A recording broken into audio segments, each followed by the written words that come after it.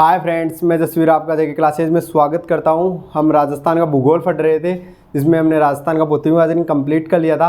तो अब हम देखेंगे राजस्थान का आबोहवा प्रणाली तथा नदियाँ तंत्र।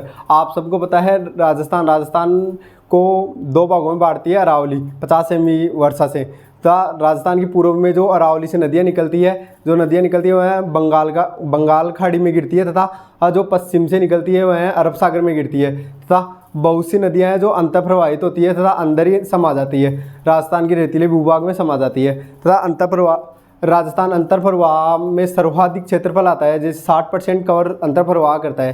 तथा बंगाल की खाड़ी में 20% जल 20% बंगाली खाड़ी में जाता है, 20% अरब सागर में जाता है। राजस्थान में बंगाली खाड़ी में सीधे नहीं जाती है कोई सी भी नदी, जैसे कि बनास हुई, बनास बामनी, ऐसी नदियाँ हैं जो चंबल की सहायक है, चंबल में मिलती है। जो चंबल जाके यमुना में मिलती है, यूपी में जाके यमुना गंगा में मिलती है, गंगा सुंदरदल डेल्टा बनाते हुए समुद्र में मिलती है।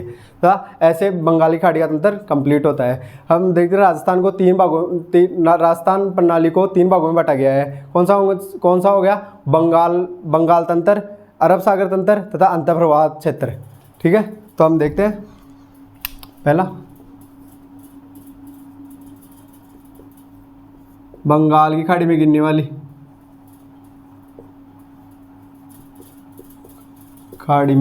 नदियाँ।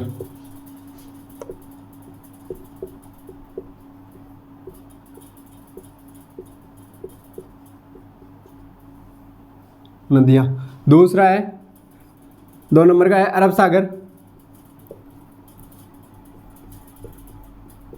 सागर में गिरने वाली नदियाँ। और 3 नंबर पे आता है अंतःप्रवाहित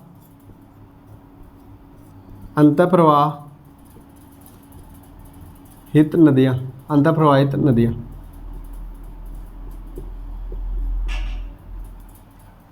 राजस्थान की ही प्रवाह प्रणाली को 3 भागों में बांटा गया है। पहली है बंगाल की खाड़ी में गिरने वाली नदियाँ। दूसरा है अरब सागर में गिरने वाली नदियाँ। तीसरा है अंतःप्रवाहित नदियाँ। कौन सी अंतःप्रवाहित नदियाँ? हाँ, तो हम पहला देखते हैं बंगाली खाड़ी में गिरने वाली नदियाँ। कौन सा है? बंगाली खाड़ी में गिरने वाली नदियाँ। बंगाल में खाड़ी में गिरने वाली 3 मुख्य नदियाँ हैं। पहली है चंबल, दूसरी है बनास, तीसरी है बाणगंगा। क्या है? बनास, चंबल और बाणगंगा 3 प्रमुख नदियाँ हैं। तथा एक मैंने शॉर्ट ट्रिक बनाई है जिससे आपको आसानी से याद हो जाए, और वो लिख रहा हूँ। खान में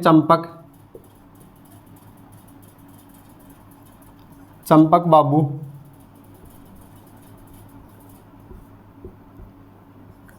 को काले पीले बाण बेचे।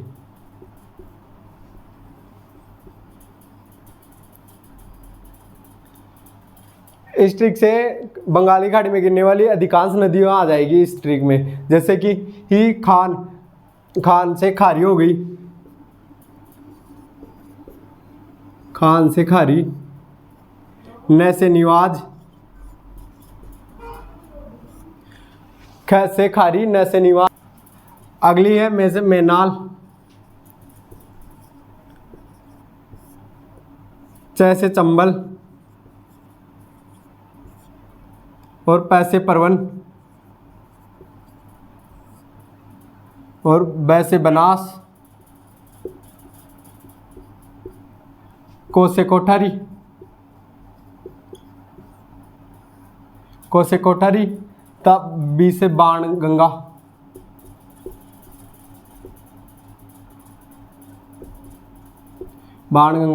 पै से पार्वती। ऊपर जो भी है वह बनास की सहायक नदियाँ है। किसे? बनास की सहायक नदियाँ है। तो नीचे जो भी है वह चंबल की सहायक नदियाँ है। चंबल की सहायक नदियाँ है, जैसे कैसे काली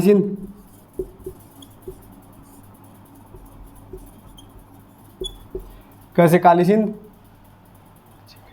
खान में चंपक बाबू को काले पीले के बाण बेचे गए, जिसमें खा का हो जाएगा खारी, न का होगा निवाज, मैं का हो जाएगा मैनाल, चे का हो जाएगा चंबल, पै का हो जाएगा परवन परवन तथा बै का हो जाएगा बनास, को का हो जाएगा कोठारी, का हो जाएगा काली सिंध, पै का हो जाएगा पार्वती तथा बा का हो जाएगा बाणगंगा बाणगंगा तथा बे बे से बेड़च। और आप इसको मैं को पूरा कंप्लीट लिख लेना। चंपक में कंप्लीट मैं को लिखोगे तो एक और नदी आ जाएगी जो कि बनास की सहायक है। बनास की सहायक है मोरेल नदी। कौन सी? मोरेल।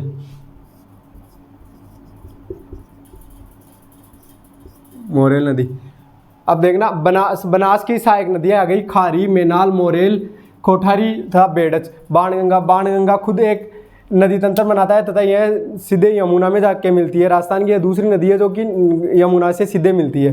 बाणगंगा अलग नदी तंत्र बनाता है तथा बेड़च, कोठारी, बनास, मोरेल, मेनाल, खारी यह बनास की सहायक है, या बनास में मिलती है तथा बनास जाके चंबल में मिलती है चंबल की सहायक है परवन, काली सिंध, पार्वती और निवाज परवन यह है काली सिंध की सहायक है तथा काली सिंध चंबल की सहायक है।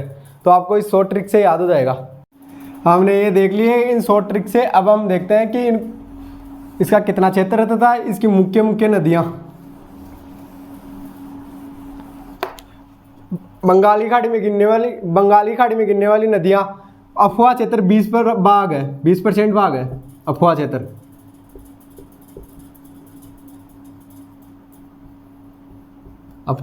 तथा इसकी प्रमुख 3 नदियाँ हैं। कौन सी है? एक तो है बाणगंगा। पहले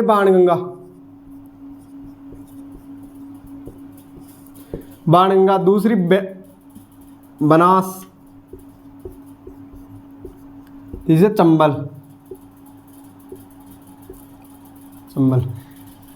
बंगाली खाड़ी में गिरने वाली नदियां कुल अफवाह क्षेत्र का 20% भाग बनाती है तथा इसकी 3 प्रमुख नदियां हैं। पहली है बाणगंगा, दूसरी है बनास, तीसरी है चंबल।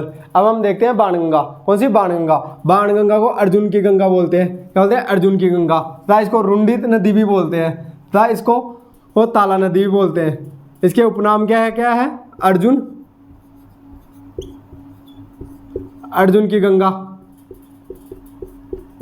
ताला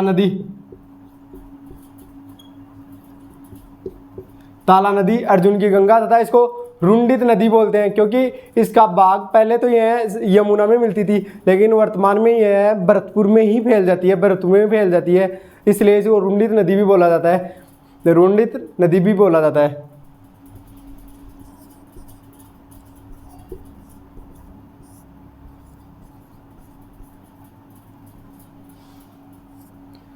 कौन सी? रुंडित नदी हो गई। बाणगंगा के 3 उपनाम है, अर्जुन की गंगा, ताला नदी तथा रुंडित नदी। बाणगंगा उद्गम बेराट की फाड़िया जयपुर से होता है तथा यह यमुना में गिरती है। आगरा के फतेहपुर शहर में जाके यमुना में मिल जाती है। माना कि इसे मैप से देखते हैं कि कहाँ से कहाँ तक है ये। माना ये यहाँ पे बेराट की फाड़ियाँ है। कौन सी? बेराट की फाड़ियाँ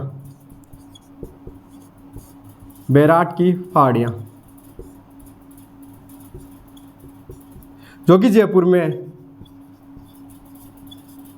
कहाँ है? जयपुर में है। तो यहाँ से जो नदी निकलती है तो ये यमुना मिलती है। आगे जाके जो नदी निकलती है उसको बाणगंगा बोला जाता है। क्या बोला जाता है? बाणगंगा। तो ये है आगरा के फतेहपुर शहर से में जाके ये यमुना में मिल जाती है। आगरा के फतेहपुर आगरा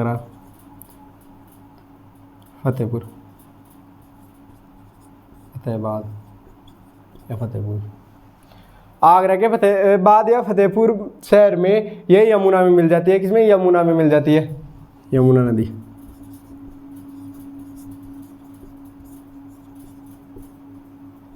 यमुना में मिल जाती है बाणगंगा नदी। बाणगंगा नदी 380 किलोमीटर पे ये क्षेत्र पर प्रवाहित होती है, कितने पे, 380 किलोमीटर पे, 380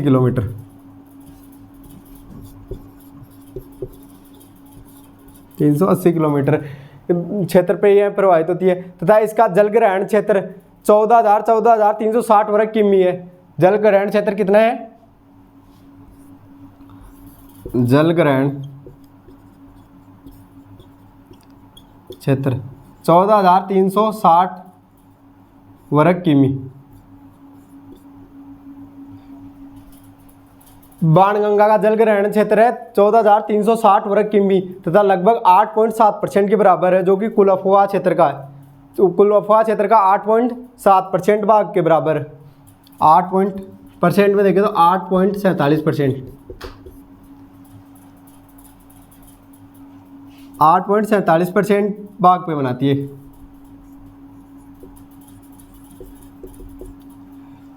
और ये जो आंकड़े लिखा रहा हूँ मैं, ये राजस्थान की जो हिंदी ग्रंथ की बुक आती है हरिमोहन सक्सेना की, उससे लिखा रहा हूँ। तो ये ऑथेंटिक है, यदि किसी ने हाई कोर्ट में चुनौती भी दी ना तो ये मान्य होगा, क्योंकि ये राजस्थान ग्रंथ अकादमी की पुस्तकें हैं।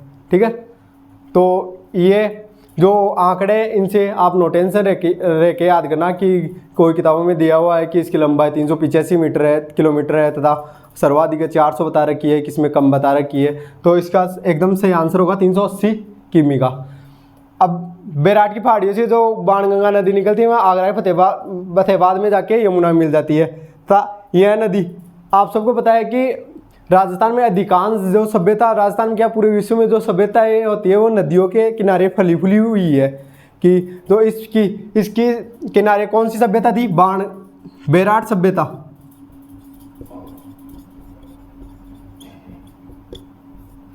मौर्यकालीन बैराट सभ्यता बाणगंगा नदी के किनारे ही थी, क्योंकि आप सबको पता है कि अभी भी देख लो कि मेन जो भारत के शहर है जैसे उज्जैन, मथुरा, सब नदियों के किनारे ही स्थित है, नदियों के किनारे ही स्थित है। तो पहले भी ये ऐसे ही थे, तभी ये सभ्यता निर्मित हुई, तब इस पे बाणगंगा नदी पे बैराट सभ्यता थी। कौन सी थी, बाणगंगा पर बैराट सभ्यता थी। तथा यह 300 किलोमीटर लंबी है तथा जलग्रहण क्षेत्र इसका 14,360 वर्ग किमी है तथा परसेंट में देखें तो 8.47 है। तथा इस नदी से भरतपुर में स्थित घनापक्षी अभ्यारण्य को पेयजल पूर्ति होती है तथा भरतपुर को और जयपुर को भी पहले इससे ही पेयजल पूर्ति होती थी, लेकिन वर्तमान में यह जयपुर को तो बीसलपुर टोंक से पेयजल पूर्ति होती है। इसको घनापक्षी विहार, घनापक्षी अभ्यारण्य भरतपुर